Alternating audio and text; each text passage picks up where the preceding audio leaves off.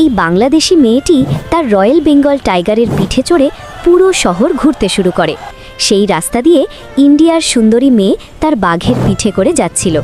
বাংলাদেশের মেয়ের বাঘ দেখে সে ব্যঙ্গ করে হাসতে শুরু করে। তখন বাংলাদেশের মেয়ে এসে তাকে জিজ্ঞাসা করলো, তুমি হাসছো কেন? সে বলে, আমার তোর থেকে অনেক বড় এবং শক্তিশালী বাঘ। বাংলাদেশের মেয়েটি তখন তাকে বাঘের শক্তি প্রতিযোগিতার জন্য চ্যালেঞ্জ ছুড়ে দেয়। বাংলাদেশের মেয়ে বাড়িতে এসে তার রয়্যাল বেঙ্গল টাইগারকে মধু মেশানো মাংস, কাঁচা ডিম এবং হরিণের দুধ খাওয়াতে শুরু করে। অন্যদিকে ইন্ডিয়ার মেয়েটিও তার বিশাল বাঘকে জাফরান মেশানো দুধ, বাদামের পেস্ট এবং বিশেষ মাংস খাওয়াতে শুরু করে। অবশেষে সেই প্রতিযোগিতার দিন আসে। দুটি বাঘ গর্জন করে শক্তি প্রদর্শন শুরু করে। কখনো ইন্ডিয়ার বাঘ বিশাল পাথর তুলে ফেলে, তখন ইন্ডিয়ার দর্শকরা চিৎকার করে বলে, আমাদের বাঘ জিতবে।